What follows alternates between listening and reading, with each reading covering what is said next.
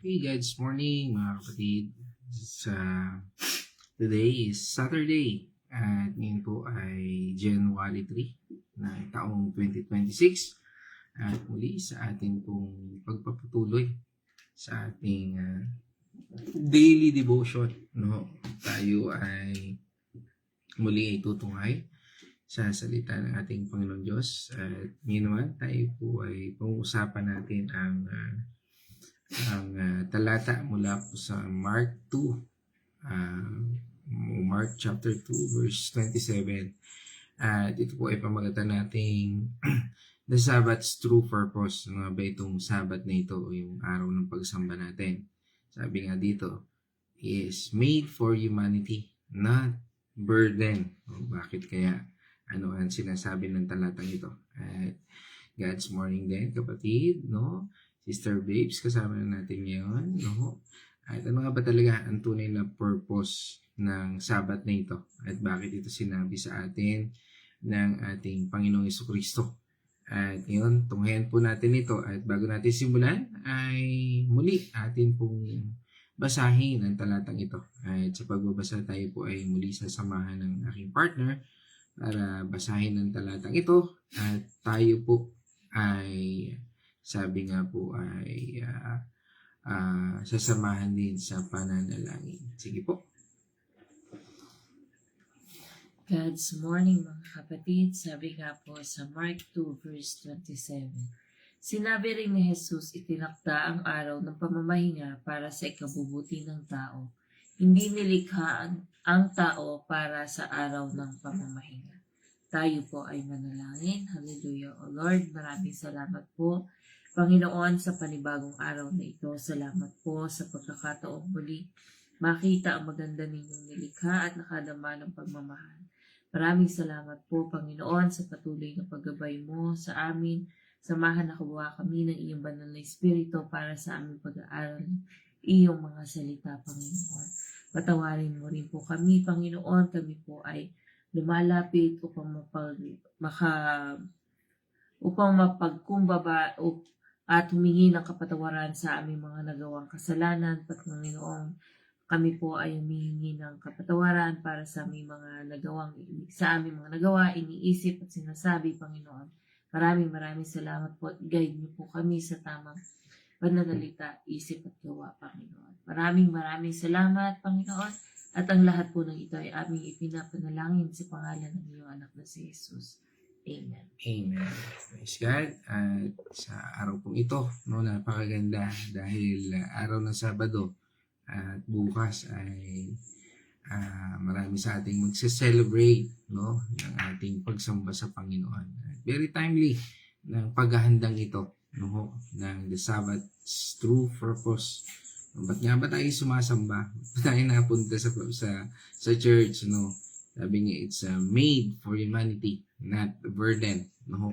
Kaya nga, dito sabi niya sa Amplified Version, Jesus said to them, the Sabbath was made for man, not man for the Sabbath.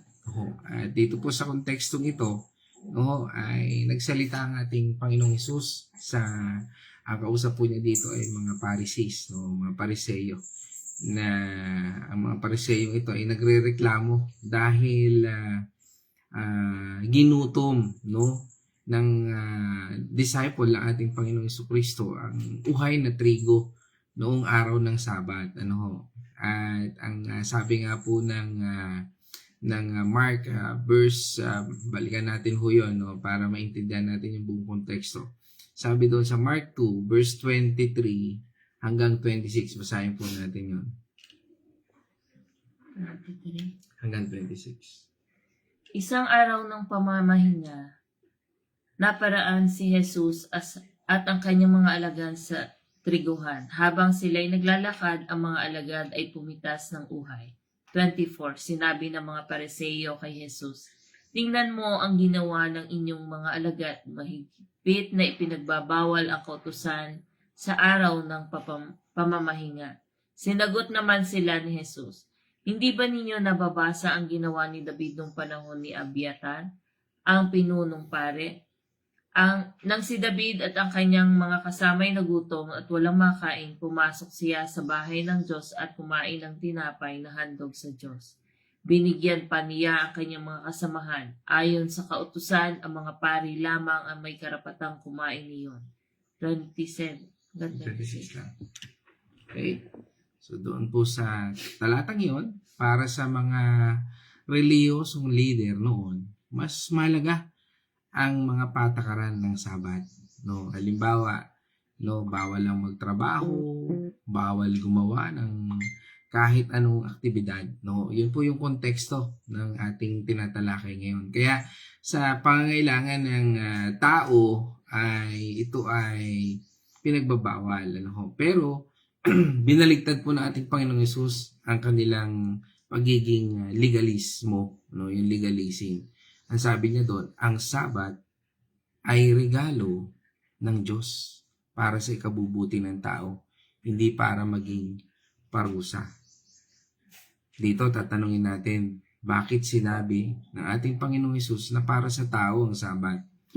Ito po ay masasabi nating the original design ng ating Panginoong Diyos. Noong creation, no, panahon ng creation, sa Genesis chapter 2, verse 2 and 3. Ano po sabi doon? Pinapos niyang likhain ang lahat ng ito sa loob ng 6 na araw at siya'y nagpahinga ng 7 araw. 3. Pinagpala niya ang 7 araw at itinurong itong banal, sapagkat sa araw na ito siya ay nagpahinga matapos likhain ang lahat. Amen.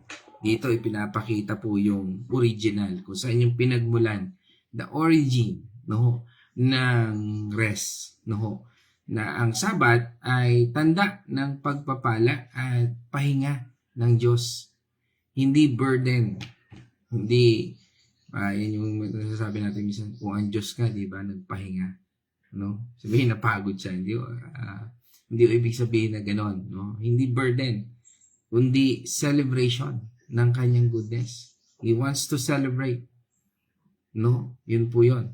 Akala ng iba, ang Sabat ay isang batas na agad-agad ibinibigay sa tao pagkatapos ng creation. Hindi po ganoon.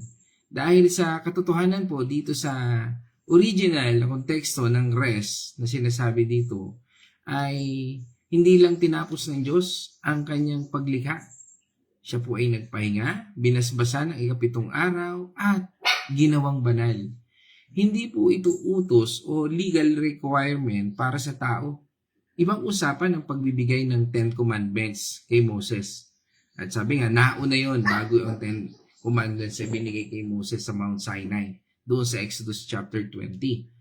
Ang punto dito ay ang principle of rest.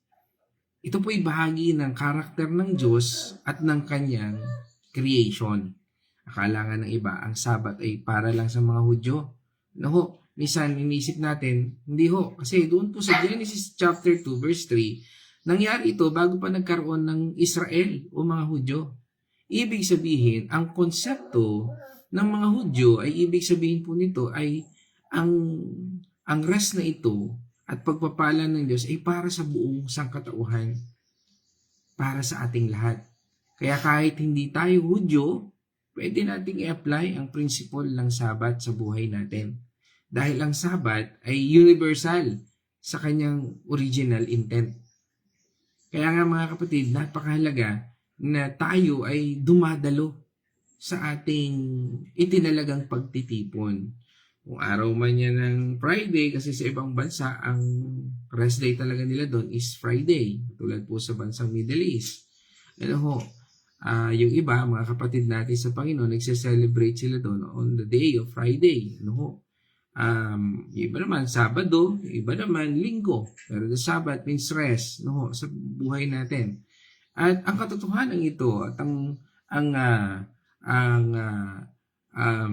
marami ang nagsasabi na ang Sabat ay puro bawal, bawal at dapat gawin. Hindi po ganoon.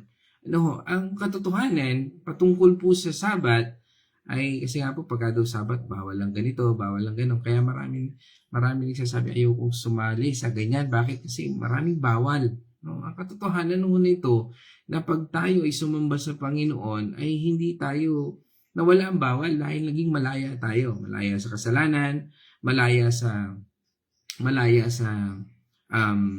mga sariling pagnanais. Ano ho? Dahil ang katotohanan po ng tunay na Sabat o ng rest ay sa pagpapala at pagiging banal ng araw na iyon. No, ibig sabihin, ang Sabat o araw ng pagsamba ay dapat maging panahon para i-celebrate ang goodness ng ating Panginoon Diyos. Minsan tatanungin natin, ba't ka nga ba sumasamba? Para pagpalain? Yes, tama naman. Pagpapalain ka talaga ng Panginoon. Pero the real meaning ng Sabat o kung bakit tayo sumasamba is to celebrate ang goodness, ang kabutihan ng Diyos. Magpasalamat at magpahinga at mag-recharge. Yan po ang talagang tunay na prinsipyo upang magkaroon tayo ng recharge. Parang ganito, no, sa buhay natin. No? Di ba pagka yung ikaw ay antok na antok, di ba nasa trabaho ka, di ba natin nung ikaw ay nangangamuhan, di ba nagtatrabaho ka, dumarating yung oras de peligro, yung pagkatapos ng alas 12, di ba? O kaya yung mga nandiyan ka na sa mga 1 o'clock to 2 p.m., di ba? Minsan talagang o kaya yung alas 12, kaya yung kung hindi ka nakatulog ng alas 12, wala kang lakas, di ba? Kaya minsan aantukin ka talaga, no? Kaya pinakamagandang gawin mo doon is itulog mo. Kasi makakapag-recharge ka. Parang ganoon din ang Sabat. Hindi ito dapat maging listahan ng mga dapat at hindi dapat gawin na nakaka-stress. Ang original design ay joyful rest, hindi legalistic burden. Akala ng iba, ito po ay, sabi nga ay puro do's and don'ts. Hindi ho ganon. No? Ito pong Sabat o yung ating araw ng pagsamba, ito po yung nagbibigay sa atin how to recharge. No? Para tayo ay magkaroon ng panibagong lakas sa susunod na araw o mga susunod na araw after ng ating pagtatrabaho ng 6 na araw o 5 araw o whatsoever. Ang iba naman ay iniisip na pag tayo ay sumasamba o araw ng Sabat na ito ay hindi na para sa atin o nakaraan na o lumipas na. No? At hindi na ito masasabi nating relevant para sa atin ngayon. No? Hindi, ang katotohanan po niyan, bagamat hindi na tayo under ng Old Testament law, ang principle ng rest ay pagkilala sa ating Panginoon Diyos bilang Creator. Ito po ay nananatiling mahalaga even sa ating buhay ngayon. Para sa ating mga Kristiyano at tagasunod na ating Panginoong Hesus, ito po ay nagpapakita na si Jesus ang siyang nagbigay ng tunay na kapahingahan. Tunghayan po natin yan. At sabi nga po doon ating Panginoong Hesus doon sa Matthew 11 verse 28 to 30.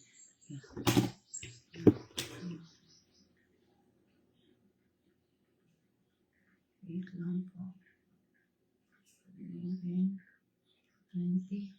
28 to 30. Lumapit kayo sa akin kayong lahat na nahihirapan at nabibigat ang lubha sa inyong pasanin, at kayo'y bibigyan ko ng kapahingahan. Pasanin ninyo ang inyong pamatok at sundin ninyo ang aking mga itinuturo, sapagkat ako'y maamo at mapagkumbabang loob. Matatagpuan ninyo sa akin ng kapahingahan. 30. Sapagkat madaling dalhin ang aking pamatok at magaan ang pasaning ibinibigay ko sa inyo. Amen. So, diyan po, pinapakita sa atin na may paanyaya ang ating Panginoong Hesus. Lumapit. Kaya nga sa tuwing tayo ay sumasamba sa Panginoon, no, yan po yung ibig sabihin ng Sabbath rest. Na itong Sabbath rest natin ay nagpapatungkol na kung tayo sumasamba, we celebrate, ano po yun? The finished work of Jesus Christ. Yan po yung tetelestai. Yung sinabi ng Panginoon sa krus na it is finished. It means that is your renewal na nagsa-celebrate tayo. Na tinapos ng Diyos ang ating kasalanan, ang ating karumihan, kakulangan sa Kanya. Bagamat minsan hindi maganda yung buong linggo natin, pero sa ating pagsamba, ito'y naghuhudyat na napakabuti pa rin ng Panginoon. We're just only looking doon sa past natin and moving forward, katulad ng mensahe natin, that we move forward doon sa mga hindi natin nagawa. Pero may pangako lagi ang Diyos ng katuparan sa lahat ng kanyang ginawa para sa atin. Kaya nga mga kapatid, hindi ibig sabihin na pwede na nating baliwalain ang physical or spiritual rest.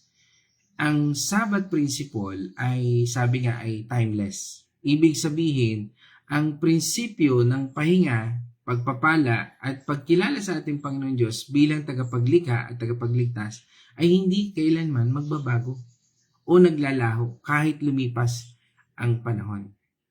Ito po ay universal para sa lahat ng tao at sa lahat ng panahon.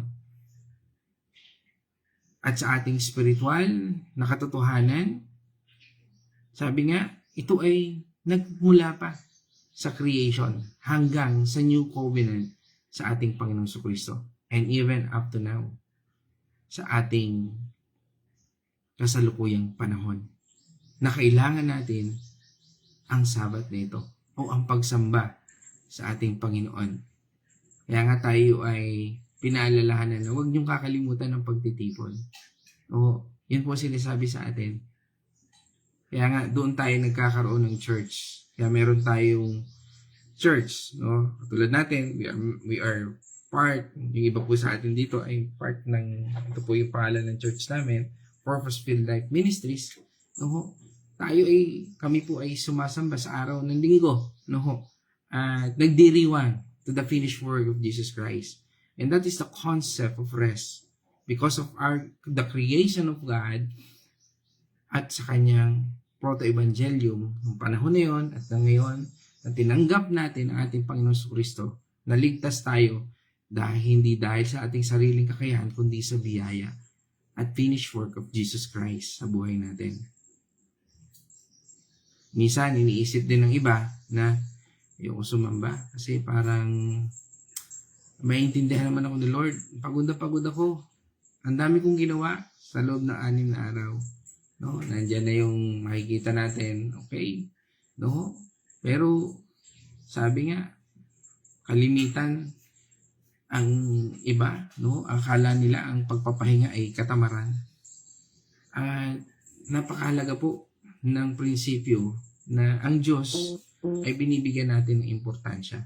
Parang sa isang minamahal natin, di ba? Kung tayo ay alam natin na importante tayo sa isang tao, di ba? Pag inimbita tayo, pupunta talaga tayo. Ganon din ang Diyos sa buhay natin. Kung mahalaga siya, alam natin na mahalaga siya sa buhay natin. Para bang pag invitation natin, Panginoon Diyos, tara, sumamba tayo. No? Kaya nga po sa araw ng linggo, ang espiritu ng tunay na meron tayong heart ng pagsamba ay yung excited tayo. Na sabi nga ay excited tayo, hindi pa man araw ng linggo, excited na tayo. Sabado pa lang, excited na tayo. Kaya nga, minsan talagang nandyan yung iba, nakikita natin, araw pa lang ng Sabado, naglilinis na sa church, nagpa-practice, kung ano yung ginagawa. Kasi nga, that is preparation ng araw ng linggo para tayo ay makasamba ng tama. At hindi man natin kayang pantayan ang tunay na pagsamba at pasasalamat sa Panginoon Diyos, hindi man natin kayang bayaran, subalit ito'y nagbibigay sa atin ng tamang direksyon. Kaya mga kapatid, alisin natin sa isipan natin na ang pagsamba o pamamahingang ito ay katamaran. Dahil ang pagpapahinga ay nabinanggit dito at even kahit sa book of ng origin ng rest sa book of Genesis na binasa natin kanina ay hindi po katamaran. Ito ay intentional na pagtigil sa paggawa para kilalanin ng Diyos, magpasalamat at enjoy ang kanyang mga biyaya. Ito ay ang pag-invest sa ating physical, emotional at spiritual well-being para maging mas productive tayo sa ibang araw. Kaya nga po ang Sabat ay isang strategic rest. Hindi po siya laziness. At ang original design ng Sabat na ito o yung ating pagsamba ay tanda ng pagpapala, pahinga, at pagkilala sa ating Panginoong Diyos. Hindi po ito isang legalistic burden para lang sa isang grupo ng tao.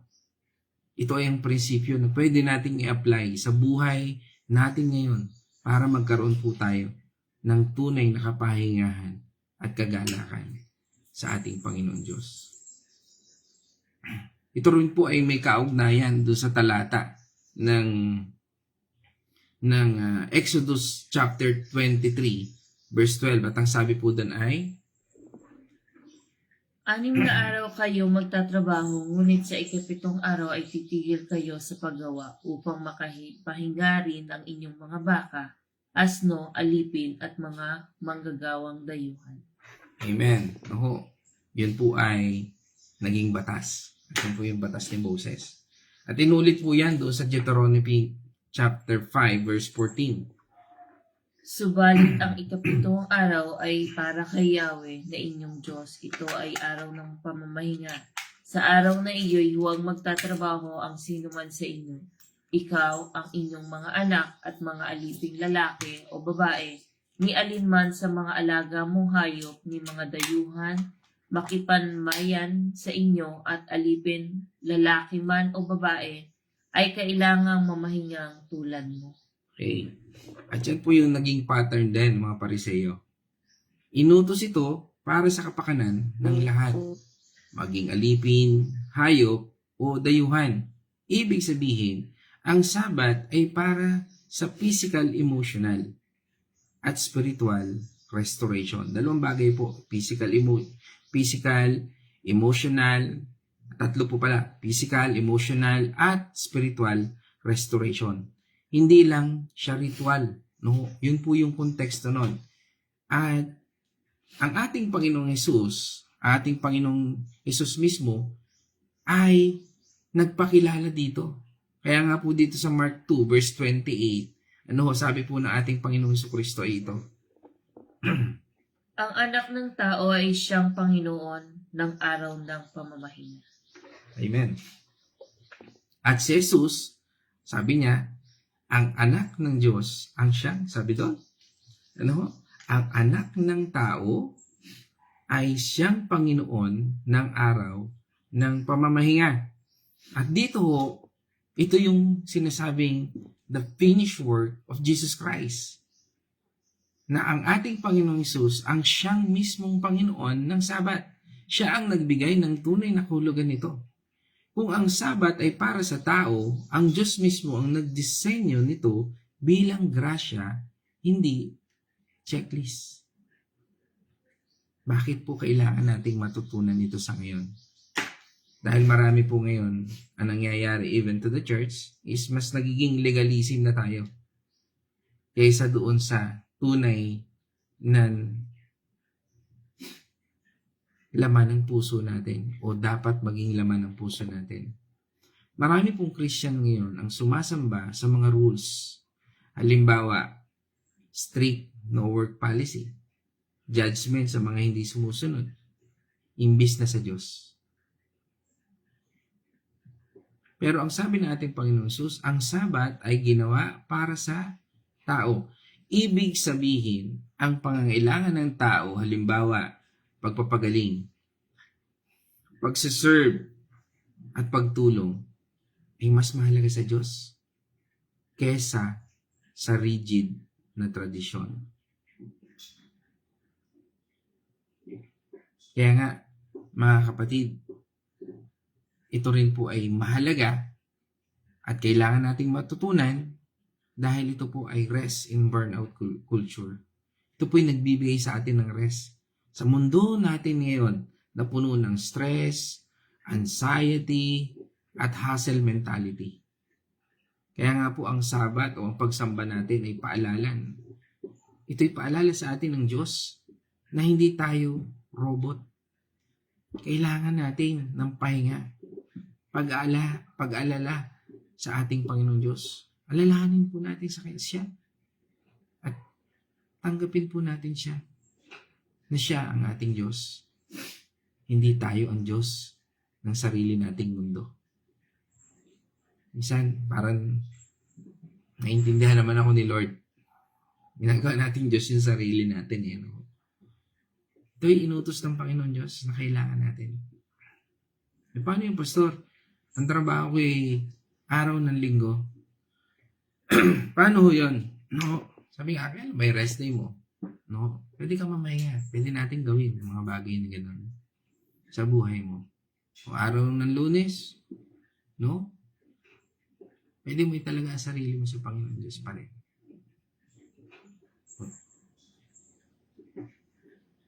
Maaring di ka man makasamba, no? O makasamba ka, may mga kung ang church ninyo ay may online dahil may pasok ka ng linggo, balikan mo yung mensahe yun. Try to celebrate. Sabi nga, maraming paraan. Excuse me. Kung araw ng Lunes at may Bible study ang church ninyo, attend ka. O kaya kung talagang marami ang hindi makasamba dahil sa talagang trabaho, usapin niyo pastor ninyo. Baka possible na magkaroon ng second service, third service, o service ng araw na yun. Dahil napakahalaga po ng araw ng pagse-celebrate natin sa finished work of Jesus Christ. Dahil yan po kahalagahan po ng pagsamba. Magkaroon po tayo ng kalayaan o freedom in Christ. Kaya nga po para sa ating mga tagasunod, tayo as a followers, ang Sabbath o Lord's Day, even to New Testament, ay hindi about sa pagbabawal, kundi pagkilala na si Kristo ang katuparan ng Sabbath. Sabi nga sa atin sa Colossians chapter 2 verse 16 to 17. Huwag na kayong magpapasako pa sa anumang alituntunin tungkol sa pagkain o inumin, tungkol sa mga kapistahan o mga bagong buwan o araw ng pamamahinga. 17. Ang mga ito'y anyo lamang ng mga bagay na darating, ngunit si Kristo ang katuparan ng lahat ng ito. Amen. Only Jesus Christ. Siya ang ating maging daan. Siya ang ibinigay ng ating Panginoong Diyos. Our Yahweh.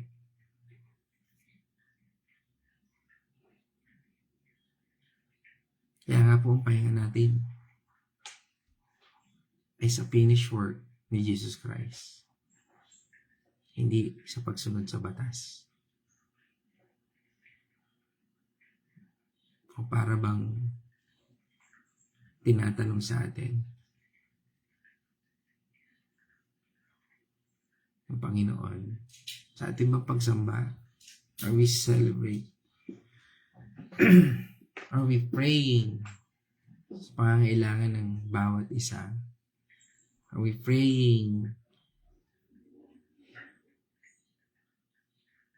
sa bawat sitwasyon ng ating mga kapatiran? Yun po yung dahilan kung bakit po tayo sumasamba sa Panginoon. Dahil ang pahinga natin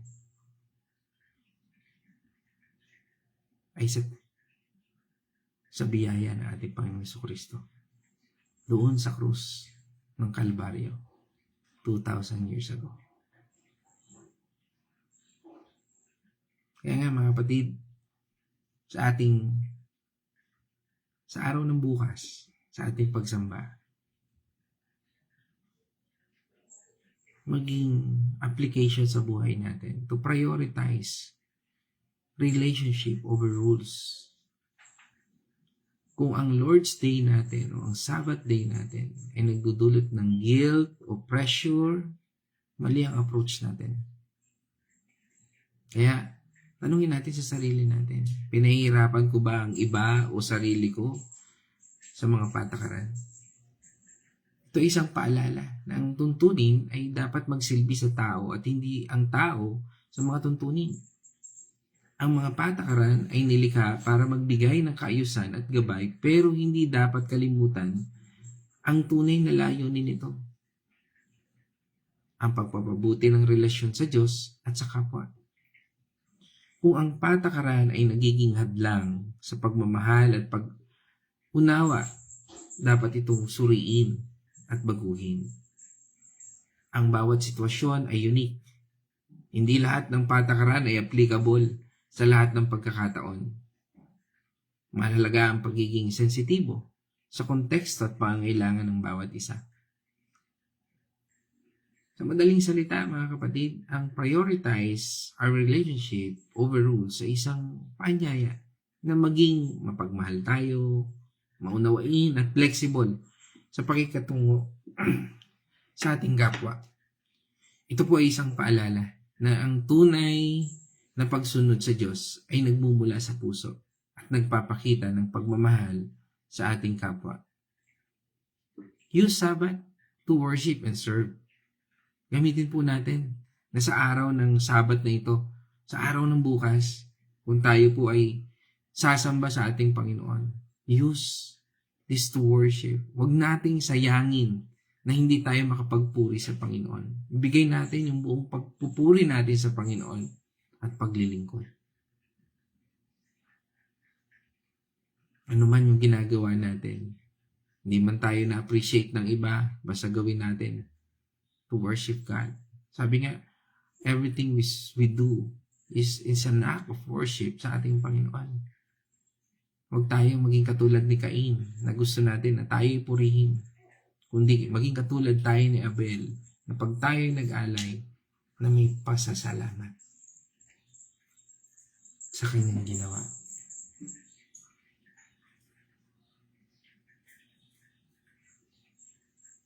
Isang halimbawa nito yung ginawa ng ating Panginoong Jesucristo. Di ba?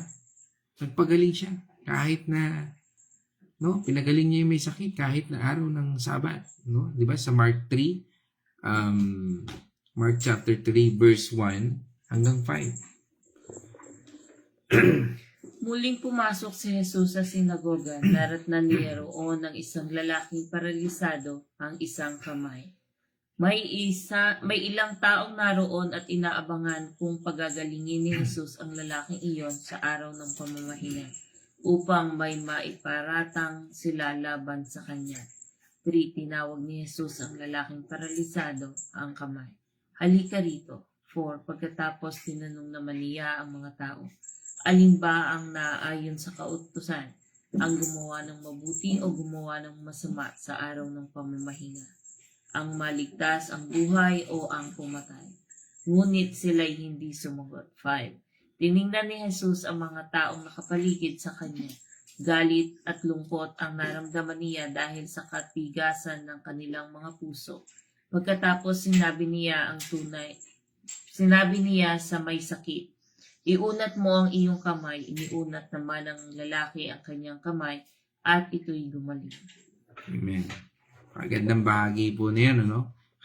Katanungan ng Panginoon. Ano ang higit na mas mahalaga? Sumamba ka pero gumawa ng mabuti o gumawa ng masama?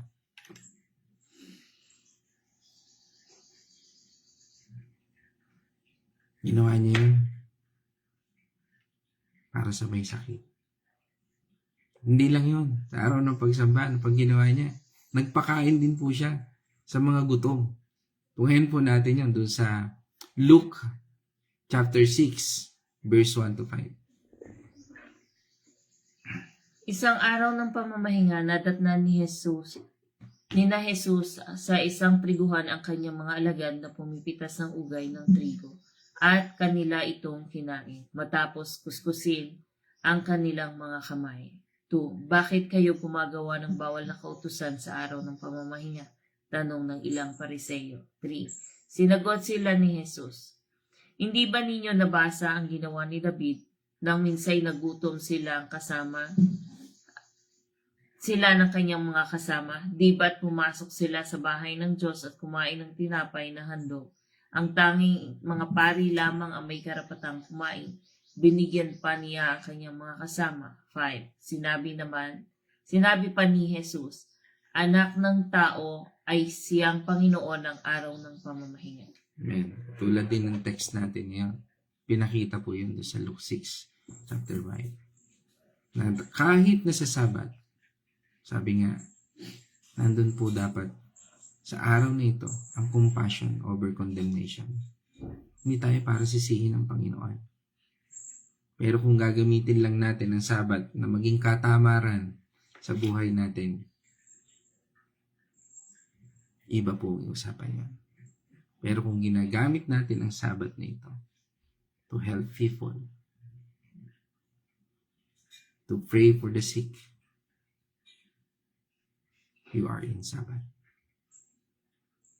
Nasa presensya ka ng Panginoon. At yan po ang rest in His grace. Ang kapahingahan sa presensya ng Diyos na puno ng biyaya. Dahil ang tunay na pahinga ay pagtitiwala na sapat si Jesus. Hindi natin kailangan magpayaman o mag-prove sa Diyos. Bakit? He already loves us. Mahal na tayo ng Panginoon Diyos. Kaya mga kapatid, sa ating pagsamba, maging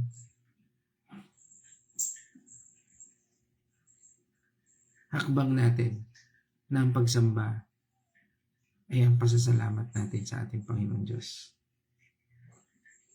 Sa buong linggo na kanyang pagpuprovide, pagpuprotect, kalakasan, pagbibigay ng kalakasan sa atin. Yan po ang maging attitude natin. Hindi katamaran.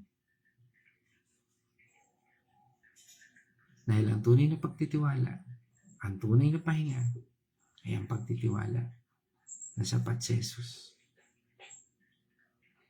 Kaya nga mga kapatid, sa ating pagtatapos ang Sabat ay hindi lang isang araw o isang masasabi natin ng araw. Ito'y prinsipyo. This is principle. The principle of trust. The principle na pagtitiwala na sapat ang biyaya ng Diyos. Kaya nga kung stress ka, no, lalo sa itong pagpasok ng 2026, no, tandaan natin, the Sabbath was made for you. You need to find God. You need to trust God. Kaya nga sabi niya, the Sabbath was made for a man, not for Sabbath. Ibig sabihin, kung tayo ay napapagod, lumapit tayo sa Panginoon. Kaya nga mga kapatid, ang Sabbath ay para sa ikabubuti natin. Hindi burden, kundi reminder sa pagmamahal ng Diyos sa bawat isa sa atin. Kaya magpatuloy tayo mga kapatid. Kung tayo ay napapagod, ilapit natin sa Panginoon. At kung tayo ay tinatamad, lumapit tayo sa Panginoon. Because the true rest is in the presence of our Lord Jesus Christ.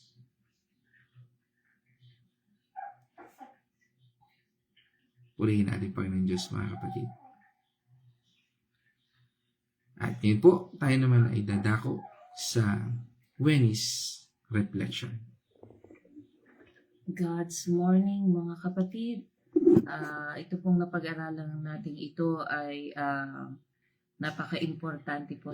Ito po ay ginawa ng ating Panginoon para sa atin. Hindi po ang tao ang ginawa ng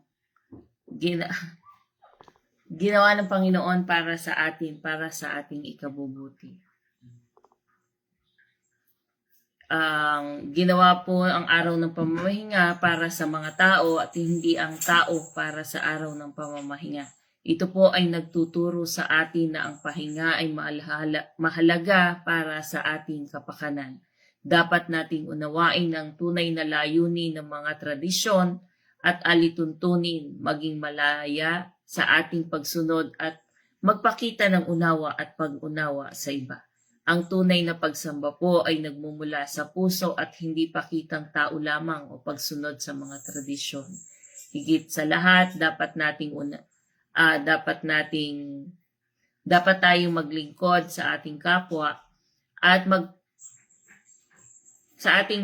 maging mapagpahalaga sa mga biyaya na ating natatanggap. Sa madaling salita, ang talatang ito ay nagpapaalala sa atin na ang araw ng pamahinga ay para sa ating ikabubuti at hindi tayo dapat maging alipin nito. At higit sa lahat, unahin natin ang ating relasyon sa Diyos at maghanap tayo ng balanse para sa pagitan ng ating trabaho at sa araw ng pamamahinga. Napaka-importante po nito ibinigay ng ating Panginoon na araw ng pamamahinga sapagkat ito po yung relasyon natin sa ating Panginoon. Although araw-araw naman dapat meron tayong relasyon sa Panginoon, pero yung spiritual natin kailangan nating pakainin din. Parang yung ating mga katawan, physical body, kailangan ng mga pagkain, pero ang ating spiritual kailangan din ng pagkain, kailangan din natin ang araw ng pamamahinga para sa ating Panginoon. Ito po ay tinakda para lang sa ating Panginoon at sa ating kapwa. Kung tayo po ay laging napaka-importante po na pumunta tayo sa mga churches natin sapagkat doon po sa fellowship na kasama natin, napakasarap po magpuri sa ating Panginoon ng sama-sama na nasa isang lugar kayo na sama-samang iisa ang inyong pinupuri kundi ang ating Panginoon. Tayo nagpapasalamat sa lahat ng kanyang mga ginagawa para sa atin. So, yun lamang po. Maraming salamat po and God bless sa inyo lahat. Amen. Praise God. Salamat sa reflection. No? At lagi nating tatandaan, ang Sabbath day natin is the celebration of the finished work of Jesus Christ. Kaya nga, lagi nating alalahanin yan sa bawat panahon ng ating buhay na sa time na tayo napapagod, no, paalala sa atin na meron tayong Diyos that we need to celebrate, no, na pwede nating malapitan. At ganun pa man mga kapatid, tayo dadako ngayon sa ating comment section, no, at ang ating kanina ay nauna dito sa ating comment section sa ngayon, no. Ito, nag-iiba-iba siya eh. Yan. Kasama po natin from Villa Escudero. Kasama po natin si Nay Winnie Patual. Yan. Isang pagbati natin sa buong pamilya, sa inyong mga anak, sa inyong mga manugang, sa inyong mga apo. Yan. Nay Winnie Patual. Yan. At syempre kasama rin natin ang aking magandang nanay mula po sa Santa Rosa, Laguna. Yan, kasama po natin ang aking mama, Corazon Mercado. Yan. At yan, from Bulaking Chao, kasama naman po natin ang Sinay Gori, no? Kasama po natin yan, ang Sinay Gori Benaluz at pagbati natin kay Nay Gori at sa kanyang anak din, kay Joseph. Yan. Sabi nga dito, ang pananampalataya sa ating Panginoon ay napakalaking biyaya sa ating lahat. Lagi tayong sumunod sa kanyang pinag-utos dahil walang masasayang kung tayo ay magtitiwala sa kanya. Amen. Praise God. Okay, so yan. At sinundan po yan ng ating kapatid, no, sa dyan sa Villa Escudero de si Sister Lisel Dalangin at isang pagpalang umaga sa iyo, Ate Lisel, ganun din kay Kuya Hector at sa inyong mga anak. No? Ayan, purihin natin Panginoon Diyos at kasama rin natin syempre dito ang ating kapatid, no, ang Biray at Perez family, yan sa pamumulan ni Sister Grace at isang pagbati rin kay Brother Mike, kay Miko, kay Carl, kay Ellie, at kay Dayan, at syempre kay kay Dion at siyempre sa aking inaanak na si Butchay. Yan. Diyan sa Bae, Laguna. No? Yan, isang God's morning. Ingat kapatid, may biyahe na ba? Wala pa na, Saturday, rest ka pa rin. Very good. Kung rest sana, hopefully. Wala mo ng work, rest muna. No? At sabi nga ay rest muna tayo ngayon dahil Saturday, no? Pero mamaya meron po akong work. Papunta po ako dyan sa Calamba, no? Ayan. At it's not a work lang din, no? Pero kasama na rin siyempre natin dyan ang pagbabahagi ng salita ng Panginoon Diyos sa mga kapatid natin dyan. And I'm excited sa gagawin ni Lord, no? At yan, papunta po ako ng Calamba, no? Yan. Yan. At kasama rin natin pagbati natin from Liliw, Laguna. Yan. Pagbati natin kay Nay Edna Arosena. Yan. At sa buong family, no? Sa mapagpalang umaga po, God's morning, Nay Edna. Sa God's morning, dyan po sa bayan ng Liliw. At pagbati po sa inyong buong angkan at pamilya. Yan. Mapagpalang araw po. Yan. At sabi nga dito, ayan. Kasama rin natin from Bacolod City. Kasama po natin ang ating kapatid dyan sa ang Pios family at pagbati natin kay Kuya George Pios and family at sa inyong buong angkan yan sa Bacolod City. At syempre kasama rin natin ang aking kapatid, no? Yan, sa Santa Rosa, Laguna, yan, si Caroline Mercado. Yan. Yan, pagbati, no? Yan, from yan, Bulaking Chow ulit, kasama natin. Siyempre si Ate Marta, kung nandiyan si Ate Marta, kasama rin dyan natin si Kuya Chris Artiliaga at pagbati na natin sa buong Artiliaga, Silang, at sa inyong mga anak at mga apo. Yan, Ate Marta, Kuya Chris. Yan, at from Pampanga, no? Kasama naman natin yun din, si Ate Cindy Mercado at pagbati sa inyong lahat dyan. Yan. At, yan. From United States, Seattle, no? Washington, kasama naman natin ang Daw family. At ngayon po sa pangunguna ng ating kapatid na si Nurse Abby Gale. Yan daw. Yan. At from San Pablo, syempre kasama rin natin ang Andal Artiliaga family. Sa pangunguna po yan ni Pastora Fe. Yan, pagbati natin kay Malu at yung kanyang anak kay Zoe. Yan, kay Michelle and Mark. Yan, kay pagbati natin kay Zach, kay Suri, kay Seth, no? Yan. At kay Abby. Yan. Yan. At ito, sabi nga ni Pastora Per, papray po si Annabel Silang at si Ivy Katrina. Okay, ano pong nangyari kay Annabel, kay Sister Annabel, Pastora, para may pag-pray natin? For healing din po ba? Tulad ni Sister Ivy. No, ay gawa po natin ng yan. At sige po. At may pag-pray din po natin. No? Yan, pag-pray din po na yan from Dolores, no? Kasama rin po natin si Tatay Victor at Nanay Kisi. Dalangin, isang pagpalang umaga po tayo. Yan. Yan, at from San Pablo City ulit, kasama natin ang Nonoso family. At pagbati natin sa pangunguna ni Atinella. At pagbati na rin natin kay Kuya Tony. Yan. Okay. Yan. Okay. Sino pa?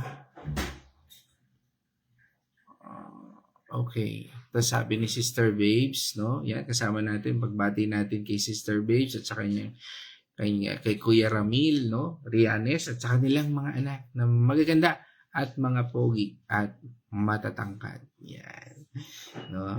Purihin ang Diyos sa inyong pamilya. Yan. At yan, sabi dito ni Ate Babes, di lang po araw ng Sabat ang araw ng pamamahinga para makipag-usap at makapaglingkod sa Panginoon. Every time naman may oras tayo na free araw-araw. Yun naman ang oras para makipag-usap at makapaglingkod sa ating Panginoon. Pwede tayo magpahinga sa ginagawa natin sa araw-araw. Pero ang pagbibigay ng tayo oras araw-araw sa ating Panginoon para magpuri, maglingkod, at makipag-usap ay laking bagay sa buhay natin dahil yun din ang nakakapag-alis ng ating kapaguran at kahinaan sa ating buhay. Amen and amen. And that is the meaning of Sabbath. No? Na ating tayo napapagod, lapit tayo kay Lord for His finished work. Yan. Okay, so sino pa? Okay, meron pa ba akong di nababati? Yan, pagbati rin natin kay Bernard Castillo Mandigma at sa kanyang may bahay, kay Daisy Mandigma at sa kanilang mga anak. Yan, dyan sa Candelaria, Quezon. Okay. Sige po, Pastora Pe, pag-pray din po natin si Sister Aleli at ang lahat ng may karamdaman. Tayo po ay, I think na, yan, sige Sister Abby. Sabi nga, God prayers for those who seek. Yan. Sige po. Yan. And that's all. Meron pa ba? Okay. Kung wala na po, tayo po ay mananalangin. At sa ating pagtatapos, tayo ay lumapit sa ating Panginoon. At katulad ng ating topic ngayon, dito sa Mark 2 verse 27, the Sabbath's true purpose, made for humanity, not for burden. Kaya mga kapatid, sa tuwing tayo ay lalapit sa ating Panginoon, huwag maging kabigatan sa buhay natin. Sa ating paglilingkod, huwag nating hayaan na tayo ay merong feeling burden ba. Dahil mga kapatid, ang tunay na paglilingkod ay isang kapahingahan at kalakasan sa ating Panginoon Diyos. Kaya nga sa tuwing tayo ay patuloy na maglilingkod, patuloy na gagawin natin ang mga pinagagawa sa atin ng Panginoon for the purpose ng Diyos sa buhay natin. Huwag nating kalimutan. It's a privilege na maging bahagi tayo ng kapahingahang ito na nagmumula sa ating Panginoon. Kaya dyan tayo magtatapos mga kapatid. Tayo po ay manalangin. O manaming Diyos na makapangyarihan sa araw at oras na ito, Panginoon, kami po ay nagpupuri at nagpapasalamat dahil ipinahayag mo ang tunay na purpose, Panginoon, ng Sabat sa aming buhay. Tunay na, Panginoon, ang iyong presensya ay sapat at sa pangalan ng iyong anak na si Jesucristo, ito po ay magkakaroon ng kaganapan. At sa yugtong ito, nais po naming ipanalangin ang lahat ng may karamdaman. Ang sino man, Panginoon, na makakarinig ng panalangin ito, kami po ay nagtitiwala sa kagalingan na ilalapat mo po sa buhay ng bawat isa. Especially, Lord, kay Sister Ivy, kay Sister Aleli, at ganun din sa aking anak na si Casey. Lord, patuloy na dalangin namin, Panginoon, na may pagtitiwala. Kami po'y nagpapasalamat na in advance. Dahil naniniwala po kami na ang sino man na may karamdaman ngayon ay pinagaling mo na. Kaya Panginoon, sa iyong grasya, sa iyong patnubay, sa iyong pagpapala, kami rin po, Panginoon, ay nagpapasalamat sa iyong finished work sa krus ng Kalbaryo. Kaya nga, salamat, Panginoon, sa araw na ito at kami po ay binigyan niyo ng pagkakataon upang masambit ang mga prayer na ito, ang mga petition na ito, Lord, upang makita namin, Panginoon, ang pagkilos mo sa aming buhay. Kaya salamat, Panginoon, dahil nagtitiwala po kami na anuman ang mga bagay na mangyayari, ito po ay hindi lingid sa iyo. Kaya, Panginoon, bigyan mo kami ng pagtitiwala, Panginoon, sa lahat ng mga bagay na nangyayari sa aming buhay. Patuloy kami, Panginoon, na lumalapit, na bigyan mo kami ng kaunawaan, Lord, at sapat na pananampalataya upang maunawaan namin, maintindihan namin ang lahat ng pangyayari sa aming buhay.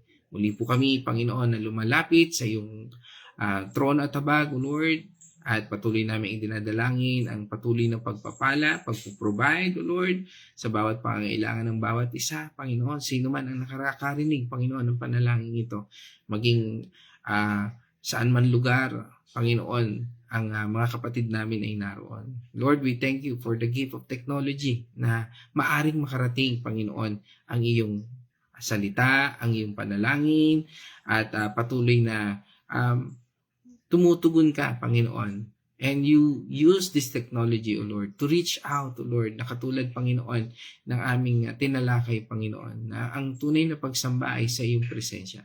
Kaya nga, Panginoon, kami po ay lumalapit na may pagsusumamo, Panginoon, at pagsamba sa tanging pangalan ng Diyos Ama, Lord, Diyos Anak, at ng iyong nag-iisang banal na Espiritu, Panginoon, na sa aming buhay, na siyang nangungusap, na siyang, Panginoon, patuloy na gumagabay sa amin. Salamat, Panginoon, sa lahat ng biyayang ito. At sa lahat ng ito, for the finished work of your Son, our Lord Jesus Christ, O Lord, kami po ay patuloy na nagpapasalamat dahil sa kanyang pagtatagumpay, ang lahat ng ito ay napagtagumpayan na. Kaya, Panginoon, sa aming paglapit na ito, nandito po ang aming pananampalataya for the finished work of your Son, Jesus Christ, sa krus na ito, Panginoon. Kaya nga, Panginoon, sa lahat ng ito, patuloy po namin itong dalangin sa pangalan ng aming Panginoon na tagapagligtas sa Jesu Cristo. Amen and amen. Mga kapatid, let us shout, the shout of victory. Christ has died. Christ is risen. Christ will come again, and together we are for Christ. Again, God's morning, everyone.